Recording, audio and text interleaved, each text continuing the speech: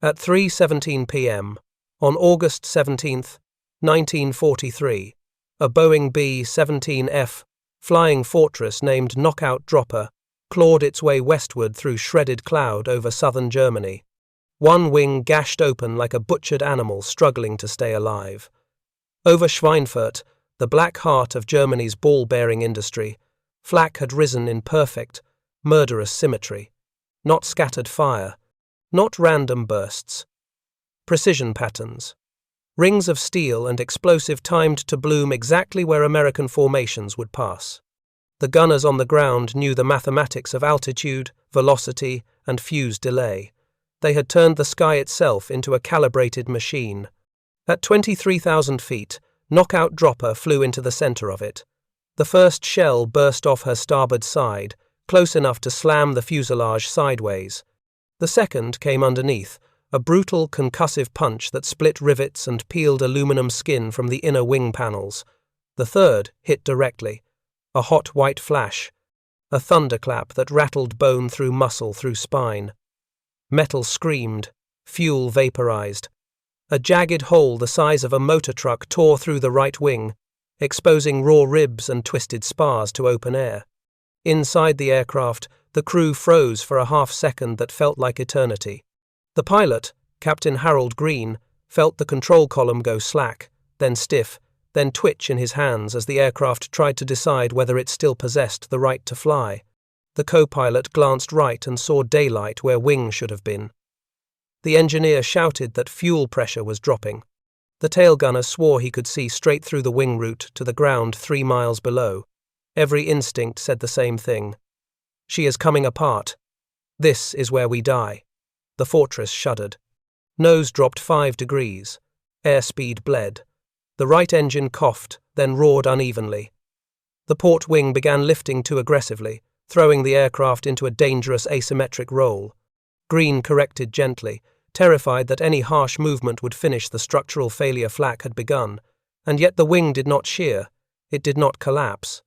It did not snap clean away as German engineers expected aluminum to do under direct high-explosive impact. It bent, it twisted, it deformed, but it held. Behind the maize-colored haze of battle smoke, German flak observers watched through optical scopes as the damaged bomber staggered, dipped, then clawed higher again. In a reinforced concrete observation bunker several hundred yards from the gun emplacements, Hauptmann Ernst Keller lowered his binoculars and frowned. He had seen this before in diagrams, never in reality. "Aluminum," one junior officer muttered, shaking his head. "Beer cans. One good hit and they fold." Keller said nothing. Because the aircraft was not folding, it was still climbing.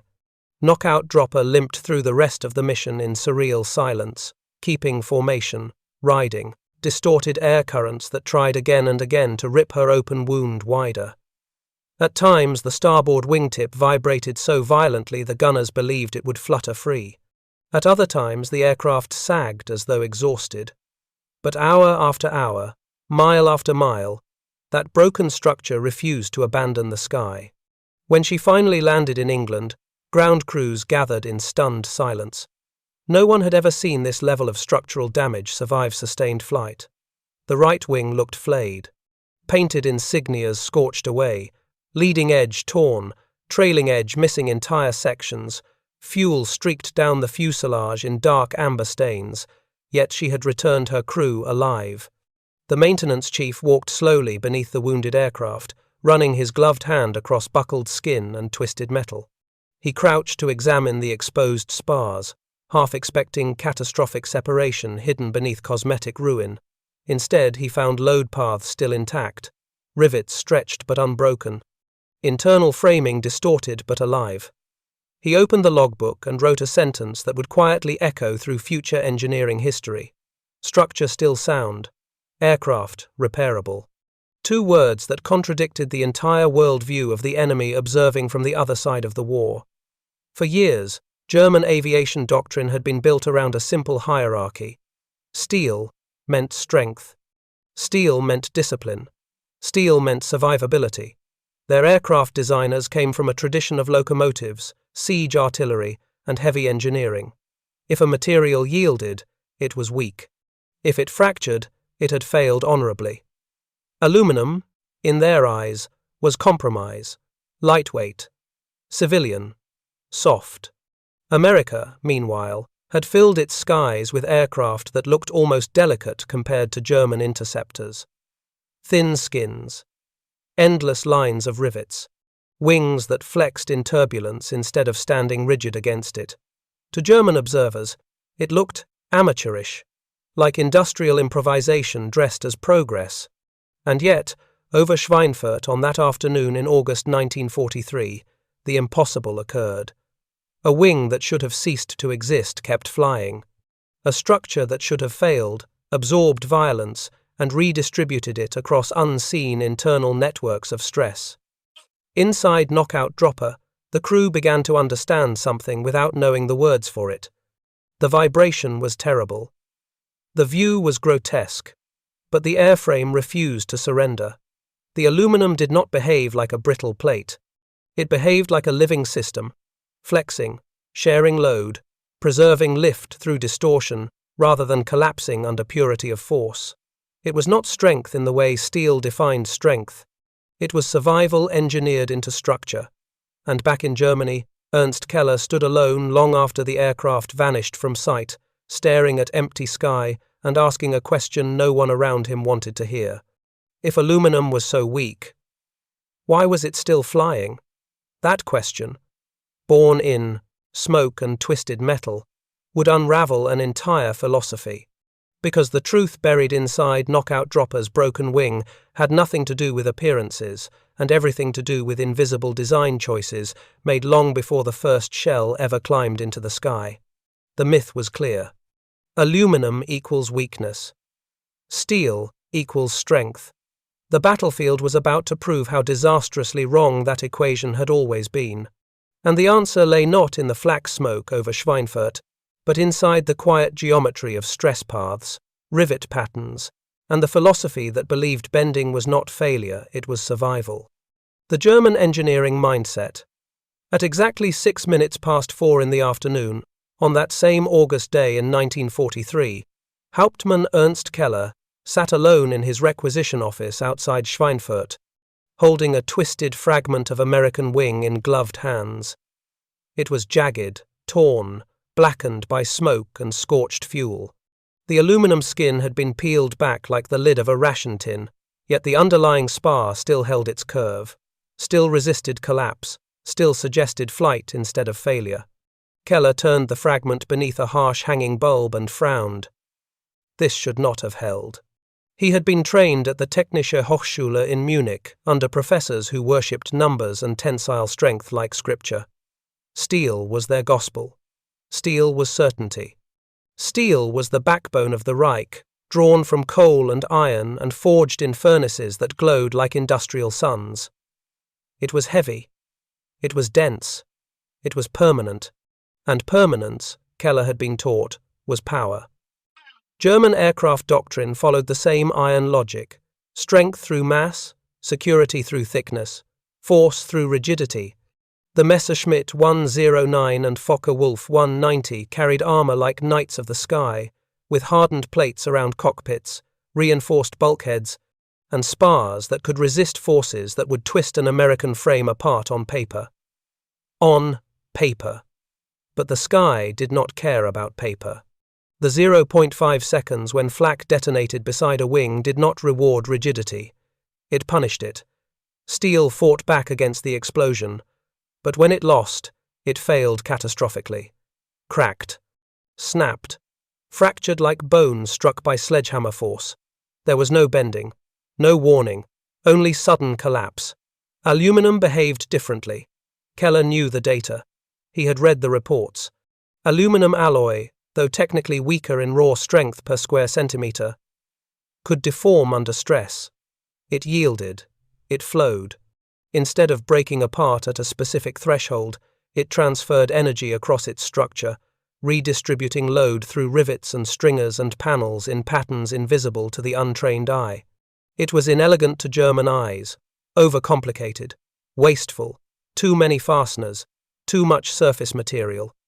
too much reliance on what their engineers called hope engineering. But what Keller saw in his hands was not hope, it was survival. He walked to his drafting board and laid the torn piece beside a blueprint of a standard Messerschmitt wing section. 2 spars, minimal stringers, maximum stiffness, designed to fly clean, fast, lethal, but only as long as the structure remained perfect. The American approach was different. 3 spars, multiple ribs, a skin that was not decoration but structure itself.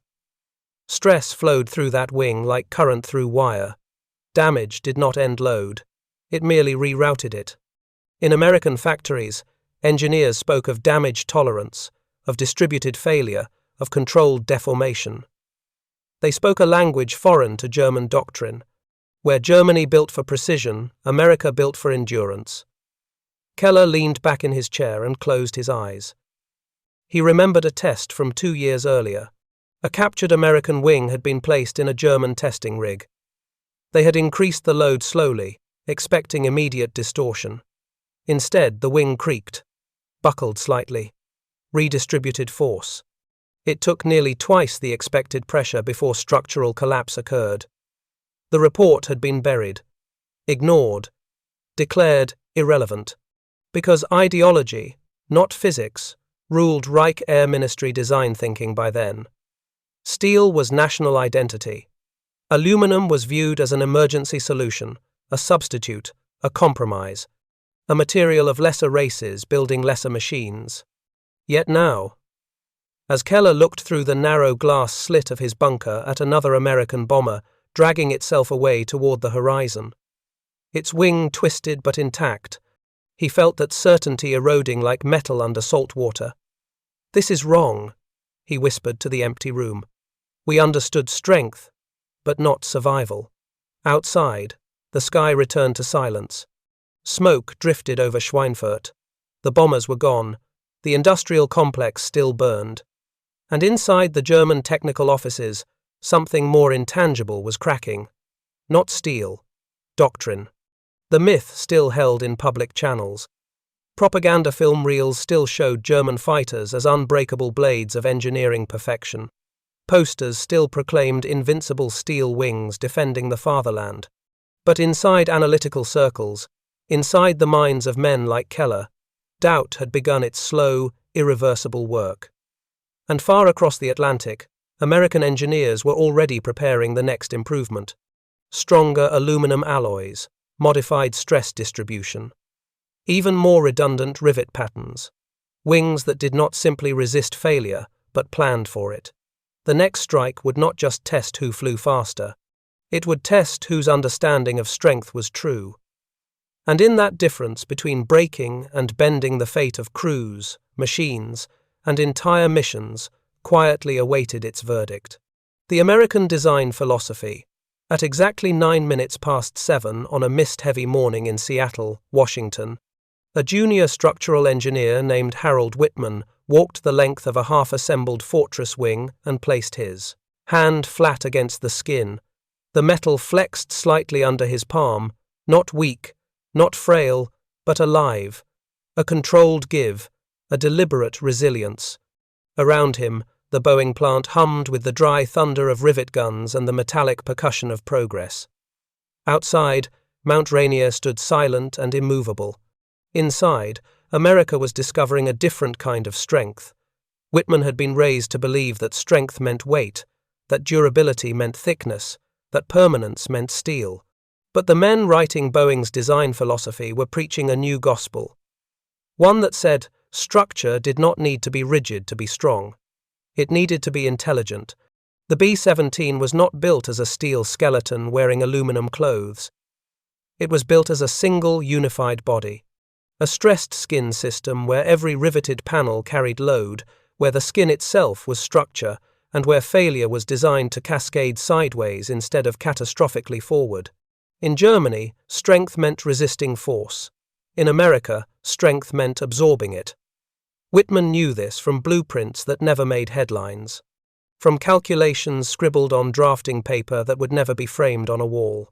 From load distribution curves that showed how pressure moved like water across wing surfaces, flowing away from the point of impact into a wider field of resistance. If flak struck steel, steel cracked.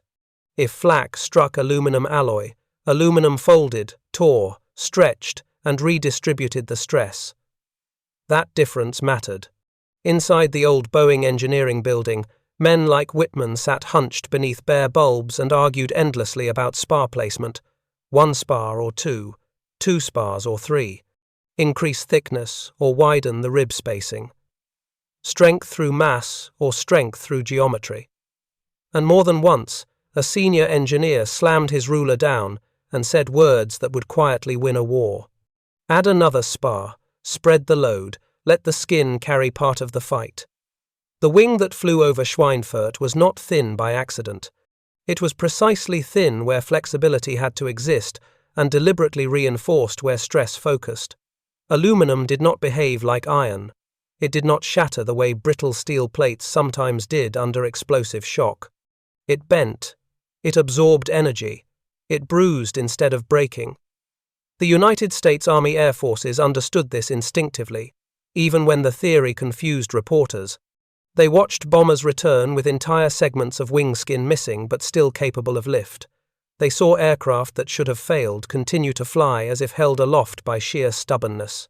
Behind every returning fortress was a chain of invisible decisions.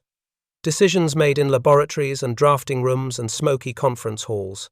Aluminum alloy compositions adjusted molecule by molecule.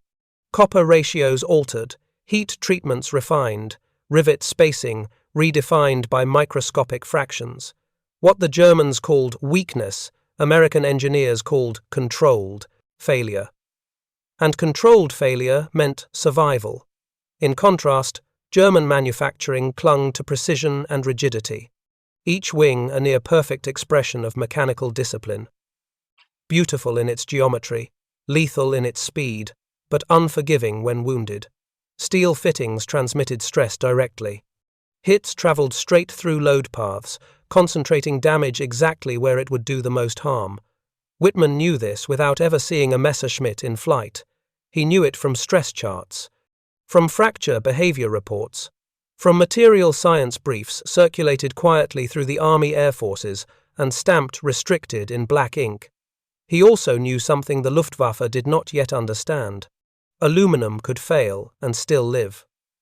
One afternoon, a test fuselage was suspended over weighted supports, while technicians detonated controlled charges near its wing root. The explosion echoed through the facility, scattering birds from the rooftop. When the smoke cleared, the wing had twisted grotesquely, its skin peeled back in ragged curls. Yet it held. The structure sagged, but remained intact. Lift potential still existed. The airframe was wounded, not dead.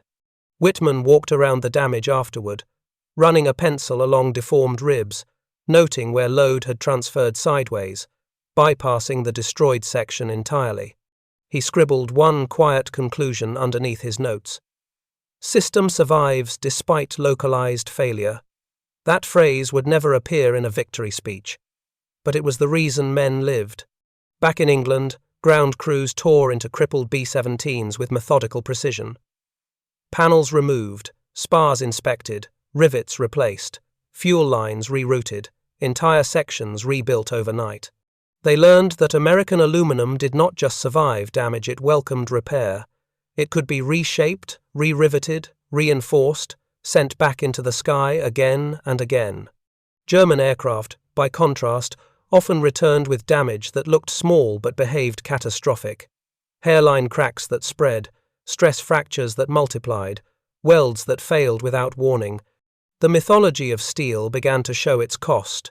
Across the Atlantic, Whitman stood before another completed wing, watching as it was rolled toward final assembly. Light glinted across its surface. Smooth, seamless, deceptively fragile to any eye trained to respect iron above all else. He knew that somewhere, far away over Europe, German gunners believed this metal was weak. He also knew that belief would save American lives. Because when flak ripped into aluminum, America had designed wings that understood how to suffer without surrendering. wings that could bleed and still fly, wings that could bend and still live. The war would not be won by the sharpest edge, it would be won by the structure that refused to die.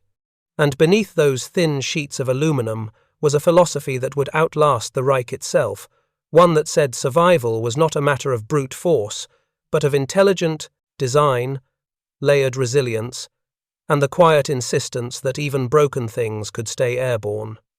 When steel began to crack, at 20 minutes before dusk on a wind-battered airstrip outside Regensburg, a Luftwaffe ground commander named Oberleutnant Karl Reinhardt ran his fingers along the leading edge of a Messerschmitt wing and felt something that unsettled him more than enemy aircraft ever had. Beneath his glove, the smooth steel skin vibrated with a faint, brittle tremor, not the steady hum of healthy metal under tension. This was different. This felt tired. Only hours earlier, the fighter had landed after a brief interception over Bavaria, chasing American bombers that seemed to soak up damage like ironclads in the sky. The pilot, 21 years old and already carrying the fatigue of too many sorties, climbed out without a word. But his aircraft told a story his silence could not hide. A single burst of defensive fire had torn across the wing route. The damage looked superficial, a shallow gash, a dented seam. But as mechanics removed the outer panels, the truth emerged. A stress fracture spidered through the steel spar, thin as a strand of hair but fatal in implication. Reinhardt had seen this before. Minor damage that grew, cracks that spread, failures that came without drama and without mercy. Steel did not forgive. German doctrine had always worshipped rigidity. The belief was absolute. The stiffer the structure, the stronger the aircraft. The more perfectly each piece held its shape, the more it could dominate combat. This philosophy had produced sleek, terrifying machines, aircraft that climbed like arrows and turned with merciless precision. But they had also produced machines that aged quickly, that accumulated invisible trauma with every vibration, every landing shock, every high-G pull through cold air. In 1942 and 1943, as sortie rates climbed relentlessly, those invisible stresses multiplied. The German airframe was not built to fail gently. It was built to resist until it did not. And when resistance ended, collapse followed. Reinhardt watched another mechanic trace the fracture with a magnifying lens. The man said nothing. He did not have to. They both knew what this meant. This aircraft was finished. Not because it had been destroyed, but because it had been wounded in a way that steel could not survive. Across the tarmac, a second fighter rolled in, its engine coughing, its fuselage peppered with holes. A chunk of wingtip was missing altogether. Yet the pilot still climbed out alive, and still, Reinhardt felt the same dread. Because steel hid its death until the final moment. Back in Berlin, engineers confronted mounting maintenance reports, increasing structural fatigue, rising wing failures, hairline fractures in high-stress zones.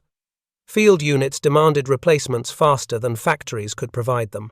Repairs required skilled welders, specialized alloys, strict tolerances that no longer existed in a nation running out of everything. The Reich had designed perfection, but perfection did not bend. It shattered. Meanwhile, American bombers continued arriving, their aluminum hides scarred but stubborn. Luftwaffe analysts noticed a disturbing pattern. Fortresses returning with damage that should have ended any rational flight. Entire portions of control surfaces missing. Gun positions torn away. Structural members twisted almost beyond recognition, yet still functioning. German steel wings, by contrast, could look intact and be moments from fatal failure. Inside a drafty workshop outside Stuttgart, a civilian engineer named Dietrich Woller flipped through repair requests and saw the pattern emerging in black ink and stamped urgency. Replace spar. Replace reinforcement strut. Replace structural assembly entirely. Always the same language, always the same problem. Steel could restore form, but never forgive prior strain. He scribbled a note to his superior that would never be approved. Consider alternate material usage. Excess rigidity may compromise survivability. The paper vanished into silence. By late 1943, the consequences intensified. Germany, starved of strategic aluminum and forced to preserve high-grade steel for tanks and artillery, began improvising. Wooden control surfaces appeared on late-war aircraft. Composite joints replaced precision forgings. Aircraft were rushed from factories with tolerances widened, quality sacrificed to quantity. Each concession lowered the threshold of survival. German steel, once the symbol of indestructibility, now revealed its weakness. Not in strength, but in endurance. It fought brilliantly when new. It failed tragically when wounded. Reinhardt watched yet another aircraft arrive with damage too minor to see, but too severe to ignore. He signed the grounding order with a heavy hand, knowing the pilot would be reassigned to another machine just as fragile. The cycle repeated: precision, flight, damage, collapse. Across the channel, American ground crews joked darkly about holes that did not matter. They patched wings with measured indifference, replaced panels, reinforced ribs, and sent the bomber back into battle. Their confidence was not bravado, it was statistical reality. The Germans had built aircraft to dominate the moment. The Americans had built aircraft to outlast the war. And as steel continued to crack under conditions it had never been designed to endure, the quiet truth hardened in Luftwaffe circles. Not every strength was visible. Not every superiority came from weight and thickness. Some came from metal that knew how to suffer. And in the stubborn survival of aluminum wings, Germany began to understand, far too late, that brilliance alone could not overcome resilience. Attrition.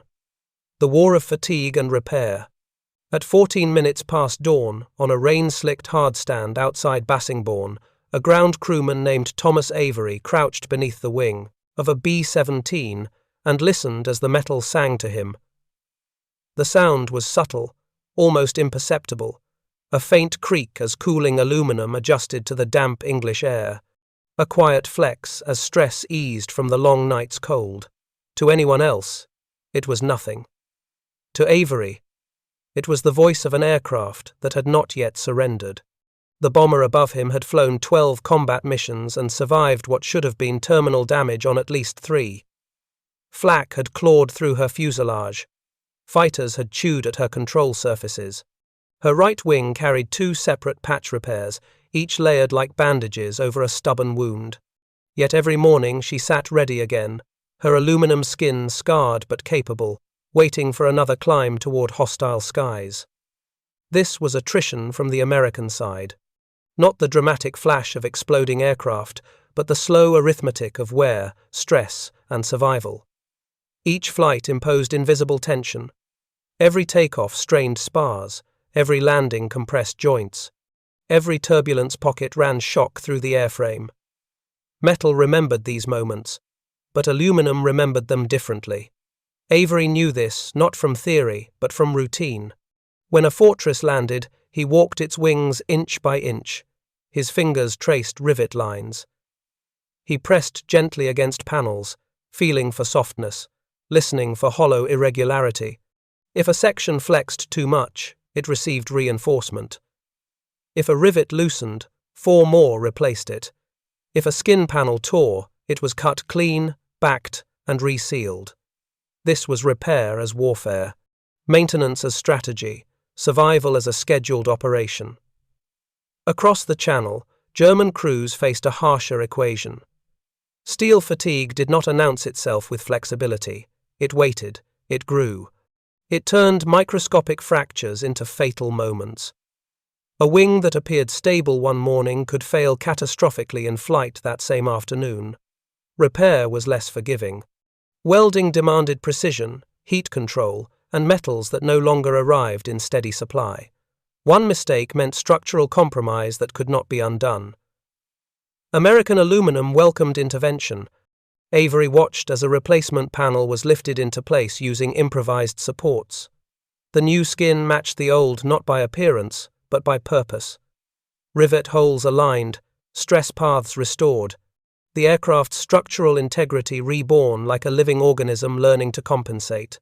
In briefings, Officers spoke of missions and formations, but men like Avery fought a parallel siege.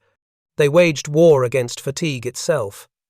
Against the slow entropy of combat aviation, they patched, reinforced, adapted. They transformed paper-thin metal into something relentless. And every time that bomber climbed back into the clouds, she carried their work into the teeth of enemy fire. In Germany, the tempo of sortie cycles intensified. Fighters were flown harder, pushed longer, turned around faster. Airframes built for excellence, not endurance, now suffered under relentless operational demand. Steel joints stiffened. Stress lines deepened. The cost of perfection revealed itself in structural exhaustion. Yet the American bomber force grew more confident with every return. Squadrons recorded aircraft survival rates with quiet astonishment. Planes that should have disappeared into smoke instead formed a grim procession of scarred survivors. Each one an airborne ledger of flak bursts, fighter attacks, and physics defied. Avery once climbed inside a wing cavity during a major repair and found shrapnel embedded between spars, lodged like frozen time. He pried one fragment loose and watched it fall into his palm, still warm from recent flight. The metal around it, warped but unbroken, had carried the weight of the aircraft regardless. It had held its duty even while wounded. The lesson became impossible to ignore. Aluminum did not erase damage. It made damage survivable. By late 1943, American logistics began shifting resources not just toward aircraft production, but toward sustained repair ecosystems. Spare aluminum flowed into depots. Mobile repair units positioned closer to forward airfields. Specialized training transformed ordinary mechanics into structural surgeons.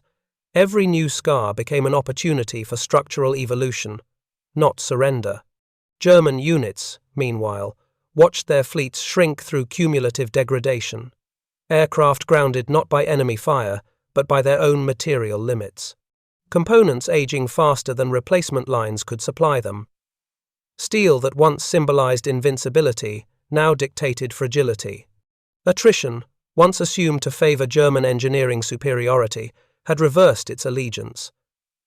Avery finished tightening the last rivet and stepped back to look up at the patched wing.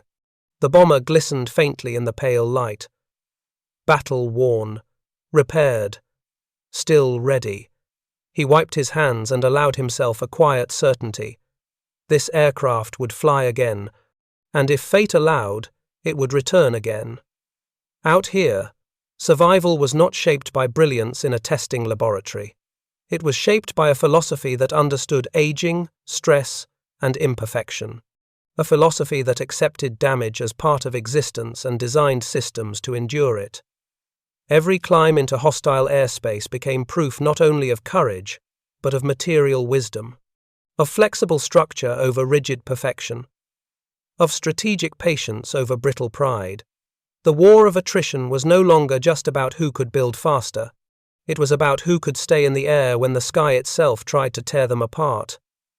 And, as aluminum continued to yield without surrendering, one truth hardened beyond argument. The aircraft that survived was not the one that resisted damage. It was the one that understood how to live with it. The long flight home, damage and return. At 40 seconds past 11 in the morning sky over northern France, the B-17, known by her exhausted crew as Old Copperhead, lurched violently to port as the burst of flak detonated just beneath her mid-wing section. The shockwave slammed through the fuselage like a hammer through ribs. Every man aboard felt it. Every gauge flickered. Every heartbeat paused. For one razor moment suspended between breath and gravity. The crew expected the scream of tearing steel and the rush of open sky. They expected the wing to shear away. They expected the end. It did not come. Instead, the aircraft sagged, groaned, shuddered, and then, impossibly, stabilized. The damaged wing tilted downward, trailing vapor and smoke, but it held. The spars flexed. The skin puckered. The load shifted through hundreds of rivets that now carried weight they had never been asked to bear. Yet the bomber remained aloft, scarred but stubborn, still carving its slow path westward. Inside the cockpit, Captain William Hargrove tightened his grip and stared at the wing through frost-edged glass. A section of skin had peeled backward, fluttering violently like a wounded bird's feather. Beneath it, bare structural ribs gleamed under harsh sunlight. But the geometry still made sense. The angles remained true. Lift still existed. He whispered without realizing it. Hold together. Across the formation, gunners watched old Copperhead slide slightly behind, her profile bent, her frame uneven. No one spoke it aloud, but every man understood the unspoken rule of the sky. A damaged aircraft did not slow the group. It either returned or vanished, yet this one refused to vanish. Flak bursts continued above and below, but Copperhead endured, each vibration absorbed by aluminum that did not snap but yielded and recovered. Stress lines rippled like waves across the wing, unseen but essential, distributing force across an architecture designed to survive the unthinkable. Inside the bomb bay, Sergeant Marcus Delaney braced himself against a bulkhead and felt the aircraft tremble beneath him. He pressed his palm to the inner skin and felt heat, vibration, resistance. The metal was working, alive, fighting the physics tearing at it. This was not design by strength alone. This was design by mercy. Over the radio, British controllers tracked the formation as it clawed back toward friendly airspace. They counted silhouettes against cloud and pale horizon. One bomber limping, one structure defying arithmetic again. As the aircraft crossed the coast and began its slow descent, ground observers gasped at what approached. A wing ravaged beyond rational survival. Skin gone. Control surfaces warped. Yet within that damage was purpose. Within that destruction was logic. The aircraft was not failing. It was coping. On the ground, men gathered as Copperhead touched down. Tires screamed against wet runway. The bomber shuddered but held together through landing shock. When the engines finally cut and silence spread, the ground crews approached cautiously, almost reverently, staring up at a wing that should have collapsed kilometers ago. Delaney climbed out and placed a hand on the torn skin, just inches from where sunlight pierced through the ribs. He felt the warmth, the pulse of residual heat, the lingering vibration of something that had saved them not through power, but through resilience. Maintenance teams swarmed the aircraft, marking damage, measuring deformation, tracing stress lines with practiced eyes. Their conclusion would come hours later. Repair feasible. Across the channel, similar scenes unfolded again and again. Bombers that left flak-ridden skies in shapes so distorted they barely resembled aircraft yet arrived alive. Their aluminum wings told complex stories written in torn edges and warped panels, each one proof that yield could be stronger than resistance, that endurance surpassed brilliance. Pilots began trusting those wings with a new kind of faith. Not blind optimism, but calculated respect. They knew the aircraft could suffer and still carry them. They knew the structure beneath them was not claiming perfection, only persistence. In German airfields, the contrast was cruel and unmistakable. Fighters with minor visible damage shuddered into hangars never to return. Steel spars compromised by stress fatigue gave little warning before fatal surrender. Squadrons shrank not only from enemy action, but from material exhaustion. The long flight home revealed the true battleground, not the moment of attack, but the moment of aftermath. Old Copperhead would fly again after repairs. She would return to hostile sky and survive once more. And in her scarred wings, she became less a machine and more a testament. A testament to a design philosophy that accepted reality instead of defying it. That planned not for victory without damage, but for survival through it. Those who walked beneath her on the airfield could see every rivet that held her aloft, every jagged tear that told of her refusal to surrender. They did not speak of weakness. They spoke of courage, though the courage was born not from men alone, but from an understanding of metal that knew how to yield and yet endure. The sky above Europe swallowed thousands of machines, but the ones that returned changed the war. And each shattered wing that still carried its crew home whispered the same quiet truth. Not all strength stands rigid. Some strength bends and survives. The reckoning. Numbers, losses, and proof. By the late months of 1943, the evidence was no longer hidden in isolated maintenance logs or whispered among ground crews. It existed in ledgers, in performance charts, in thousands of sortie reports that told a story colder and more precise than any battlefield memory. Aluminum was not just surviving. It was altering the mathematics of survival itself.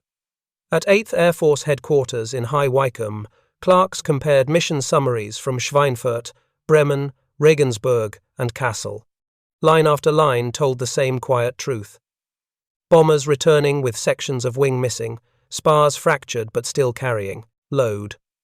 Skin peeled back, and yet aircraft landing under their own power.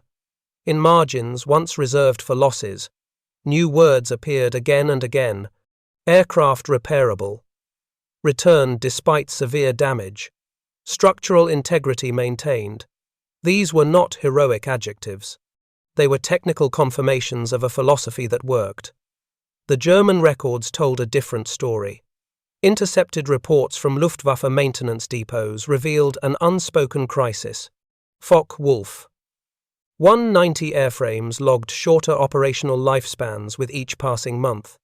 Stress fractures appeared in steel fittings far earlier than projected.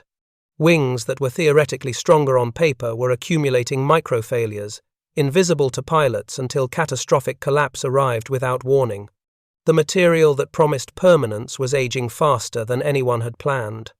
In one dossier dated November 1943, a German maintenance supervisor wrote that aircraft repeatedly returned from interceptions with damage that could not be economically repaired. Replacement assemblies were scarce. Welding required equipment not available at forward fields. Entire interceptors were stripped for parts after only a few dozen combat hours. Officially, they called it logistical pressure. Privately, they began calling it material exhaustion. Back across the Atlantic, the American system responded like a living organism. Damaged wings were patched, reinforced, reskinned, rivets redriven. Aluminum sections replaced quickly with standardized panels shipped in crates, labeled only by part number and aircraft type. The shipment tags read only machine language. Part 3. 17 Delta. Wing reinforcement panel. Aluminum alloy. Heat-treated, pre-drilled to exact tolerances. The crates arrived at Bassingbourn before dusk and were pried open beneath hanging lamps that glowed pale against the English mist. Ground crews did not marvel at the metal within. They measured it.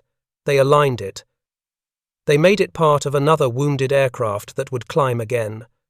This was where theory became arithmetic.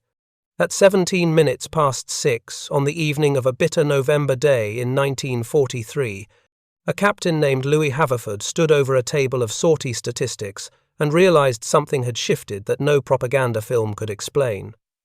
The question was not how much punishment an aircraft received.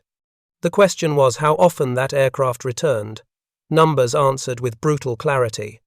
Out of every 100 heavily damaged bombers, American aluminum airframes returned at rates that should have defied rational expectation.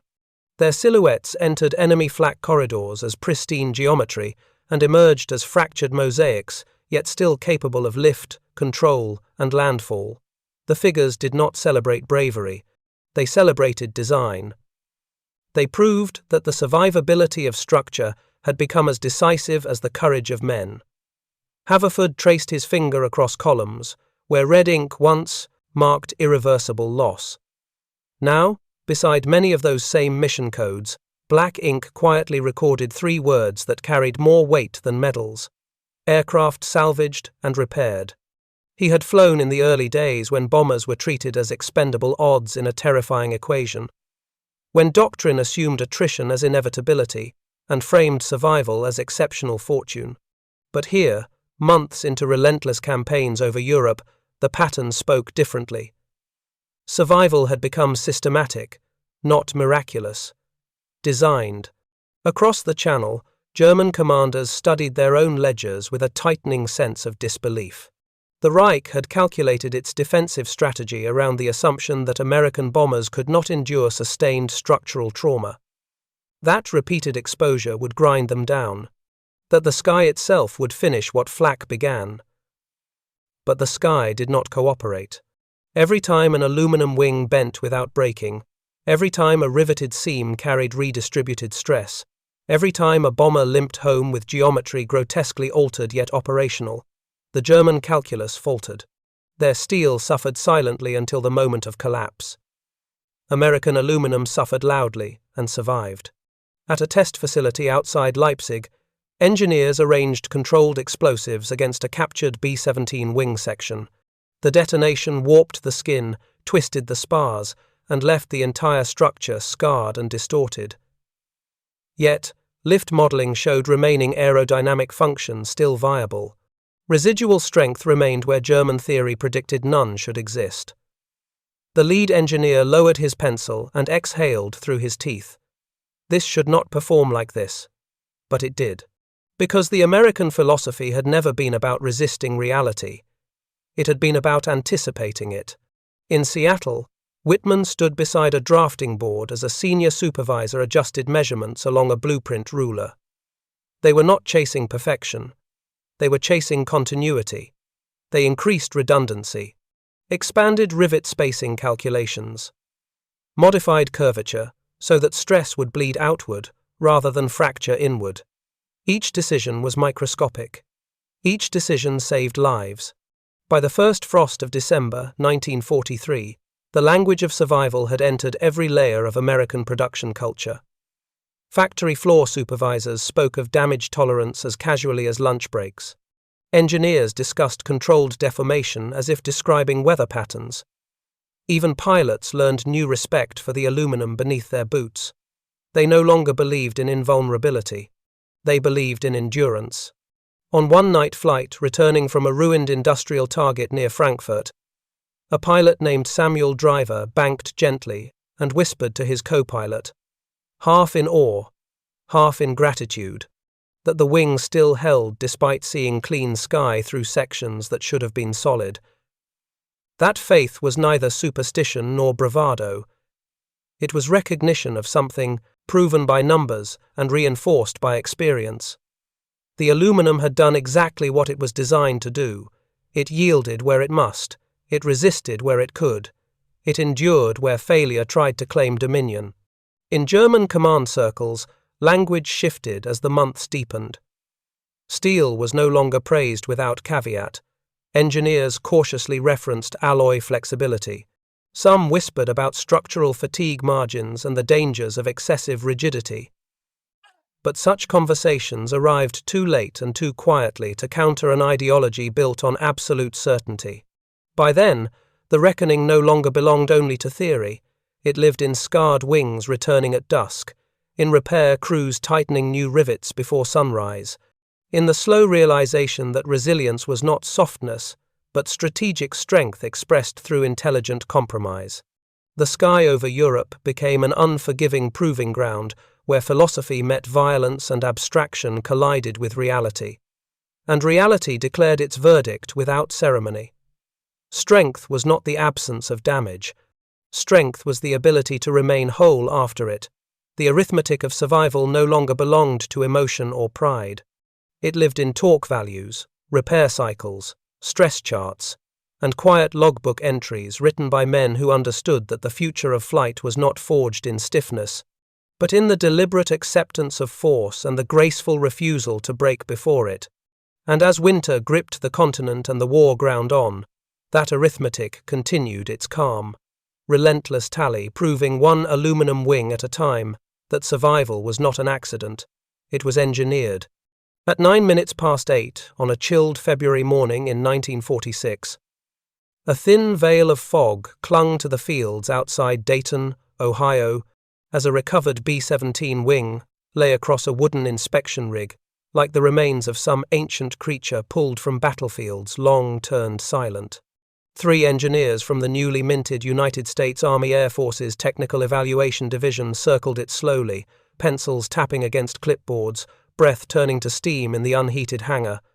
The war was over. Europe lay in ruins. Germany's factories stood silent or burned. But the real autopsy, the one that would shape the next half-century of aviation, had only begun. The wing had come from a bomber that survived Schweinfurt, Regensburg, Bremen, and a dozen unnamed corridors of fire. It bore scars no blueprint ever anticipated. Ribs warped sideways by shock. Spars bowed, not broken. Rivet lines rippled like the surface of disturbed water. The kind of structural trauma that should have meant death but instead had recorded survival with the permanence of handwriting etched in metal. The engineers stepped closer. Dr. Andrew Kessler, a metallurgist who had spent the war studying fatigue fractures in aluminum, ran a gloved hand across the torn skin. His fingertips traced the pitted edges where jagged German flak had ripped through. Yet even here, perhaps especially here, lay the lesson the war had forced the world to learn. "Notice the direction of deformation," Kessler murmured, leaning closer. His assistants nodded. The torn metal curled outward, peeling but not snapping. A trained eye could see the redistribution of force. The aircraft had taken a mortal hit. And then, instead of dying instantly, it had rerouted its stresses through the remaining structure like a wounded organism protecting vital organs. "This wing," Kessler said softly, "did not survive because it was strong. It survived because it understood how to fail." The words settled heavily in the cold air. The war had ended on paper in August 1945. But in engineering rooms across America, the intellectual aftershocks continued. Piles of damaged wings, fuselage sections, tail assemblies, and control surfaces lay shipped from air depots in England to laboratories in Ohio, New York, and California. Every twisted fragment became evidence. Every burst panel became testimony. In the classroom light hum of the Wright Field hangar, Kessler and his team logged measurements with the seriousness of archaeologists cataloguing relics. They studied how rivets stretched instead of shearing, how spars bent at predictable angles, how the thin aluminum skin, once considered mere covering, had acted as a load-bearing partner in survival. It was not just post-war analysis, it was revelation.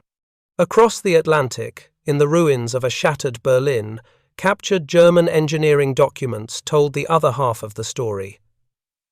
Blueprints that emphasized rigidity over flexibility, stress calculations that assumed catastrophic outcomes when critical members failed, margins of safety measured by thickness, not by distribution. Kessler read through translated notes describing mid-war debates inside the Reich Air Ministry. Some engineers had warned about steel fatigue, about microfractures increasing with sortie cycles, about survival curves falling sharply after repeated stresses.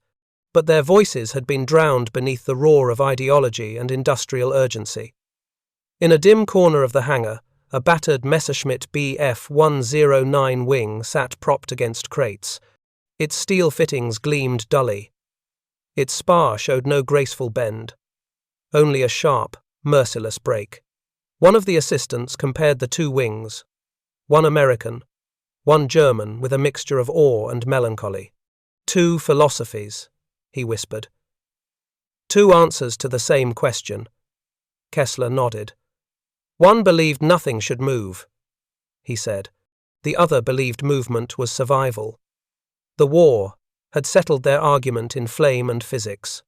By noon, the evaluation team moved to a drafting table where a fresh report took shape.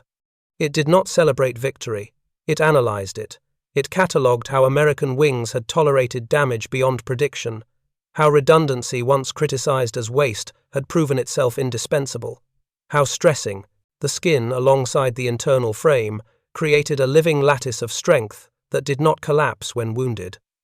Engineers began drafting new standards for fatigue analysis, new formulas that accounted for distributed load paths, new testing methodologies that simulated flak-like shock instead of clean theoretical force. The B-17 wing had become more than a relic. It had become a textbook, a philosophy, a prophecy. Outside in the winter air, test pilots warmed the engines of early jet prototypes. The next generation of aircraft, sleek, fast, hungry for altitude, demanded new materials and new understanding. Aluminum alone would not rule forever. new alloys, new composites, new tempering methods. A future built not on fear of failure, but on mastery of it. Kessler returned to the wing, pressing his palm against the cold metal, as if listening for a final unspoken truth. "This," he murmured, "is the memory we must keep, because wars end, but lessons do not." The men who flew those bombers had trusted the invisible intelligence woven into their wings. And now, in peaceful hangars across the country, engineers sought to honor that trust by distilling every torn edge, every bent rib, every survivor's miracle into knowledge that would prevent future deaths. By the time late afternoon light slanted through the open hangar doors, the team had finished their preliminary analysis. They boxed samples, photographed fracture lines, sealed reports for transfer to universities and research centers. And as the overhead lamps flickered on, the battered wing remained on its rig, silent, inert, yet heavy with meaning. It represented more than a machine. It represented a generation of thought forged under fire. A generation that discovered that true strength was not found in unyielding rigidity, but in carefully calibrated resilience. That metal could be taught to survive the unimaginable. That survival could be engineered. It represented the idea that even broken things could return home. And somewhere in the quiet of that long Ohio evening, as research teams packed their instruments and the future of aviation waited just outside on the runway, the battered wing of a once majestic flying fortress whispered the same lesson it had proven high above Germany years earlier.